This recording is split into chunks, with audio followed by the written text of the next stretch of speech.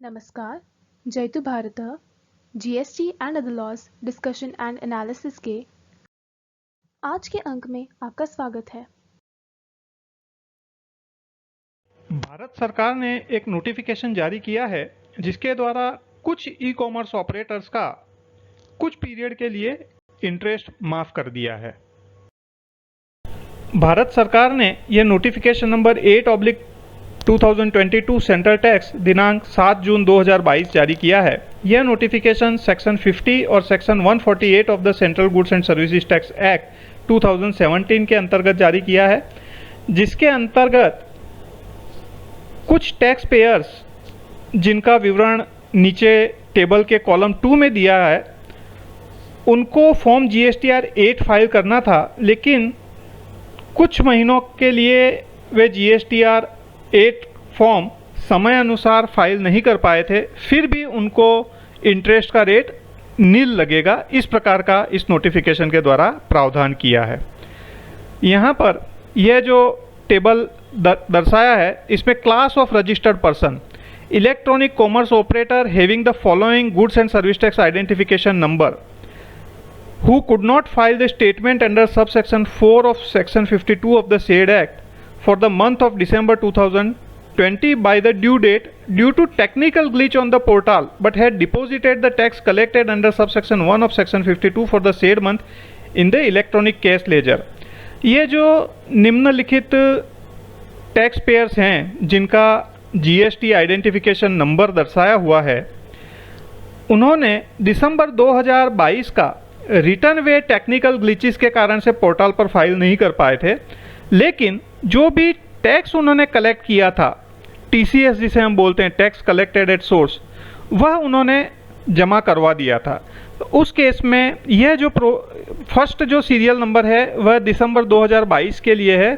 इसमें interest rate नील कब तक के लिए रहेगा? From the date of depositing the tax collected under subsection 1 of section 52 of the said act in the electronic cash ledger. Electronic cash ledger में तो पैसा जमा करवा दिया, लेकिन वे स्टेटमेंट जो फॉर्म GSTR 8 के अंतर्गत फाइल करना होता है, वे फाइल नहीं कर पाए।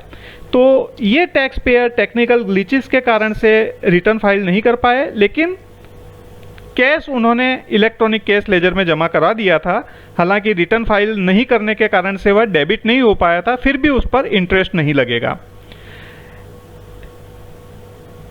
इसी प्रकार से आगे जो ये सीरियल नंबर 2 है, उसमें भी electronic commerce operator having the following goods and service tax identification number who could not file the statement under subsection 4 of section 52 of the said act for the months mentioned in column 3 by the due date due to technical glitch on the portal but had deposited the tax collected under subsection 1 of section 52 for the said month in the electronic cash laser.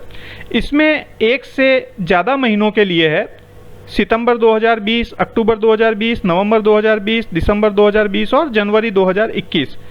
इसमें भी इन tax payers को उतने period के लिए interest में से छूट दी गई है, अर्थात इंटरेस्ट नील रेट पर लगेगा, जितने पीरियड के लिए उन्होंने इलेक्ट्रॉनिक केस लेजर में तो जो भी टैक्स कलेक्टेड एट सोर्स था वो जमा करवा दिया, लेकिन रिटर्न फाइल नहीं करने के कारण से, जो टेक्निकल ग्लिचेस के कारण से रिटर्न फाइल नहीं कर पाए, उसके कारण से अमाउंट ऑफसेट नहीं हो पाई, सरकार के खाते में नहीं जा पाई।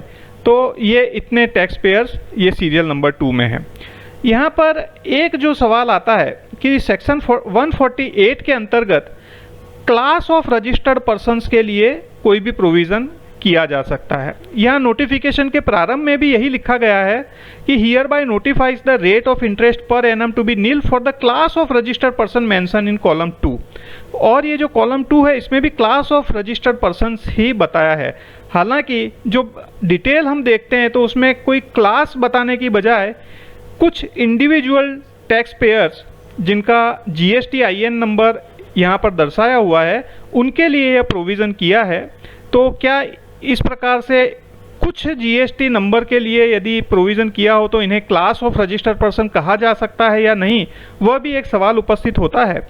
हालांकि यह नोटिफिकेशन क्योंकि टैक्स पेयर्स के बेनिफिट के लिए है और टेक्निकल ग्लिचेस जो GST पोर्टल के अंदर बार बार आती है, उसको ध्यान में रखते हुए टैक्स पेयर्स के बेनिफिट के लिए दिया गया है, तो मुझे लगता है ऐसी नोटिफिकेशन की या लॉ की टेक्निकलिटीज़ में न जाकर उसकी स्पिरिट को देखना चाहिए। उसी आधार पर यह नोटिफिकेशन जारी किया है, तो इस प्रकार के नोटिफिकेशन का हमें स्वागत करना चाहिए।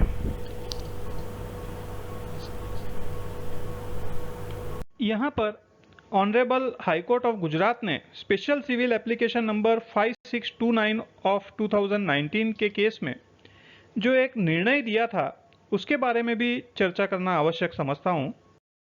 यह केस अगस्त 2017 के GSTR 3B रिटर्न से संबंधित है। 1 जुलाई 2017 से GST लागू हुआ था और उसका नेक्स्ट मंथ अगस्त 2017 यानी एक महीने का GSTR 3B फाइल किया था और उसके नेक्स्ट मंथ अगस्त 2017 का GSTR 3B फाइल करने में कुछ दिक्कत आई थी। इसमें टैक्स पेयर को 128 करोड़ रुपए से ज़्यादा का GST अदा करना था। उसमें से उन्होंने 87.62 लाख प्लस 26.88 लाख अर्थात लगभग 114 करोड़ से ज़्यादा का GST कैश में जमा करवा दिया था और बाकी का 14 करोड़ 12 लाख का रकम ITC में से यूटिलाइज करना था। जो रकम उन्होंने 87 करोड़ 62 लाख और 26 करोड़ 88 लाख जमा करवाना था वह 19 सितंबर 2017 को जमा करा दिया था। आपको ज्ञात है कि अंतिम तिथि कैश जमा कराने की 20 होती है अगले महीने की, तो 20 सितंबर तक करवाना था, लेकिन उसके एक दिन पहले ही उन्होंने यह रकम जमा करवा दी थी। उसके बाद में उनको जब रिटर्न फाइल करना था उस समय उनको कुछ दिक्कत आई।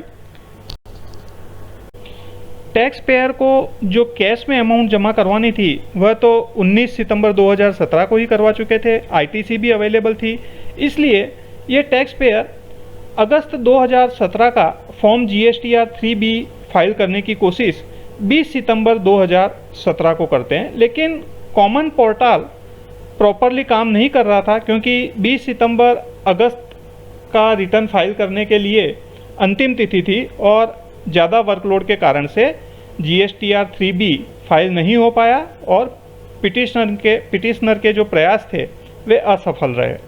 उसके बाद में पिटिशनर ने इस टैक्स पेयर ने 21 सितंबर 2017 को फिर से प्रयास किया, लेकिन सिस्टम क्रैश हो गया। लेकिन कुछ ऐसा हुआ कि सिस्टम ने इस टैक्स पेयर का फॉर्म GSTR 3B तो 21 सितंबर 2017 को एक्सेप्ट कर लिया, लेकिन उसके सभी कॉलम्स में जीरो की फिगर एक्सेप्ट कर ली और इस प्रकार से टैक्स पेयर का जो लायबिलिटी ऑफसेट करना था वह ऑफसेट नहीं हो पाया और इसके कारण से यह पूरी समस्या उपस्थित हुई। अब जब GSTR 3B के अंदर टैक्स की अमाउंट ऑफसेट नहीं हो पाई तो इलेक्ट्रॉनिकल लायबिलिटी रजिस्टर में भी कोई एंट्री नहीं हुई और इलेक्ट्रॉनिक कैश लेजर में से भी वह अमाउंट डेबिट नहीं हो पाई। इस टैक्स पेयर ने तुरंत ही उसी दिन 21 सितंबर 2017 को इसके बारे में जानकारी उनके असिस्टेंट कमिश्नर को दी और ये बताया कि अगस्त 2017 का GSTR 3B जीरो वैल्यू के साथ फाइल हुआ है, तो इसे लेकिन हम करेक्ट करना चाहते हैं। लेकिन वहाँ पर यह बताया कि GSTR 3B अब करेक्शन नहीं हो सकता है, तो इसके लिए आप हेल्प डेस्क की मदद लीजिए। उस समय हेल्प डेस्क में यह जानकारी दी गई कि फॉर्म GSTR 2 और GSTR 3 जब फाइल करने की डेट्स आएंगी तो वह फाइल करते समय इसका रेक्टिफिकेशन हो जाएगा, क्योंकि GSTR 3 के अंदर GSTR 1 की लायबिलिटी और GSTR 2 में जो ITC है वो अवेलेबल की फिगर गिनने के बाद GSTR 3 में डायरेक्टली अमाउंट भरने की प्रोसीजर होना था ओरिजिनल स्कीम के हिसाब से। लेकिन बाद में यह निर्णय लिया गया कि GSTR 2 और GSTR 3 अभी पोस्टपोन किया जाता है। इस बारे में इस टैक्स पेयर के द्वारा डिपार्टमेंट को लगातार लेटर्स और ईमेल्स लिखने के बाद में 28 अक्टूबर 2018 को टैक्स पेयर को यह बताया गया कि आप 29 दिसंबर 2017 का जो सर्कुलर है उसका पैराग्राफ 3 फॉलो कीजिए। इसमें टैक्स पेयर ने जीएसटी पोर्टल के साथ में भी कॉरस्पॉन्डेंस किया और जीएसटी पोर्टल ने यह बताया कि कानून में जीएसटीआर 3B को करेक्ट करने के लिए कोई भी प्रावधान नहीं है, इसीलिए जीएसटी पोर्टल ने इस प्रकार की कोई भी फंक्शनलिटी नहीं दी है। जब पिटिशनर्स ने यह पूछा कि 29/12/2017 के सर्कुलर का किस प्रकार से हमको पालन करना है, तब यह बताया गया कि आपका केस कॉमन एरर 1 उसमें फॉल होगा, जिसके अनुसार आपने लायबिलिटी अंडर रिपोर्टेड है, अर्थात आपने कम लायबिलिटी दर्शाई है और बाद के किसी महीने में आप उस लायबिलिटी को डिस्चार्ज कर सकते हैं, उस कैटेगरी में आपका केस फॉल होगा। पिटिशनर का यह कहना था कि उन्होंने अंडर रिपोर्टिंग नहीं की है, लेकिन सिस्टम के प्रॉब्लम की वजह से, सिस्टम के ग्लिच की वजह से फॉर्म जीएसटीआर 3B में 0 वैल्यू ली गई है। इसलिए यह केस ऑनरेबल हाई कोर्ट के समक्ष आया। ऑनरेबल हाई कोर्ट में टैक्स पेयर ने यह रिक्वेस्ट की कि हमें manually GSTR 3B form file करने की अनुमति दी जाए। तो इस केस में ऑनरेबल हाई कोर्ट ने मैन्युअली जीएसटीआर 3B फाइल करने की अनुमति 7 मई 2019 के ऑर्डर के द्वारा दे दी। लेकिन डिपार्टमेंट की तरफ से यह कहा गया कि इस प्रकार से मैन्युअल फाइलिंग ऑफ रिटर्न की अनुमति न दी जाए। इसकी बजाय जब अगला रिटर्न फाइल किया जाएगा, जब सितंबर 2019 का रिटर्न फाइल किया जाएगा अक्टूबर 2019 में, उस समय यह अगस्त 2017 की भी जो अमाउंट है वह उसमें ऐड कर दे, तो फिर जीएसटी पोर्टल उसको एक्सेप्ट कर लेगा। तो यहाँ पर इस प्रकार से जीएसटी पोर्टल ने एक्सेप्ट तो कर लिया, लेकिन अब इस पीरियड के लिए जो इंटरेस्ट की लायबिलिटी थी, क्योंकि डिपार्टमेंट का यह कहना है कि जब अमाउंट सरकारी खाते में अक्टूबर 2019 में ही आई, तो सितंबर 2017 से लेकर अक्टूबर 2019 तक का इंटरेस्ट भी लेना चाहिए।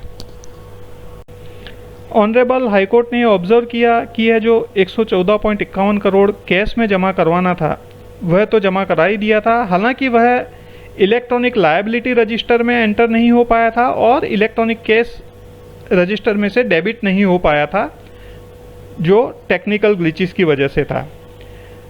यह जो सर्कुलर नंबर 26/26/2017 दिनांक 29/12/2017 को इशू किया था, उसके अनुसार टैक्स पेयर को जीएसटीआर 3B में डिटेल्स दिखानी है। ऐसा कम्युनिकेशन भी डिपार्टमेंट की तरफ से 7 मार्च 2019 को ही किया गया था।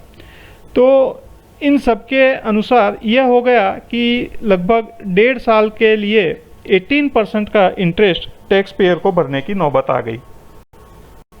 टैक्स पेयर का जब जीएसटीआर 3B 0 फिगर के साथ फाइल हुआ तो तुरंत टैक्स पेयर ने डिपार्टमेंट को अप्रोच किया, लेटर दिया, लेकिन डिपार्टमेंट की तरफ से कोई भी जवाब नहीं दिया गया। और यह जो रकम जमा कराई टैक्स पेयर ने, वह पूरा समय इलेक्ट्रॉनिक कैश लेजर में पड़ी रही। टैक्स पेयर ने उस रकम को अन्य कहीं पर भी यूज़ नहीं किया। इन्हीं सब बातों को ध्यान में रखते हुए ऑनरेबल हाई कोर्ट ने यह निर्णय दिया कि इस केस में टैक्स पेयर को कोई भी इंटरेस्ट देने की आवश्यकता नहीं रहेगी। जो 21 सितंबर 2017 को जीएसटीआर 3B फाइल करने की कोशिश की थी, लेकिन उस समय 0 फिगर के साथ जीएसटीआर 3B फाइल हो गया था और बाद में अक्टूबर 2019 में उन्होंने वह फिगर सितंबर 2019 के रिटर्न के साथ में अदा कर दी थी, तब गवर्नमेंट अकाउंट में वह डिपॉजिट हुई। लेकिन फिर भी इस पीरियड के लिए इंटरेस्ट देने की कोई भी आवश्यकता नहीं रहेगी। तो मुझे लगता है कि अभी ये जो इलेक्ट्रॉनिक कॉमर्स ऑपरेटर के केसेस में भी जो नोटिफिकेशन जारी किया है वह इस प्रकार की परिस्थिति से बचने के लिए ही किया गया है, अन्यथा उन सभी टैक्स पेयर को संभवतः ऑनरेबल हाई कोर्ट में जाकर वहीं से रिलीफ लेनी पड़ती। इसके बजाय जीएसटी काउंसिल के डायरेक्शन पर सरकार ने नोटिफिकेशन जारी कर दिया है और इस सब लिटिगेशन से बचाव हो गया है। आज के अंक में बस इतना ही। धन्यवाद। Please like share and subscribe. आपको और किसी जीएसटी रिलेटेड विषय पर जानकारी चाहिए विशेषतः तो कमेंट्स में लिख सकते हैं। जय हिंद।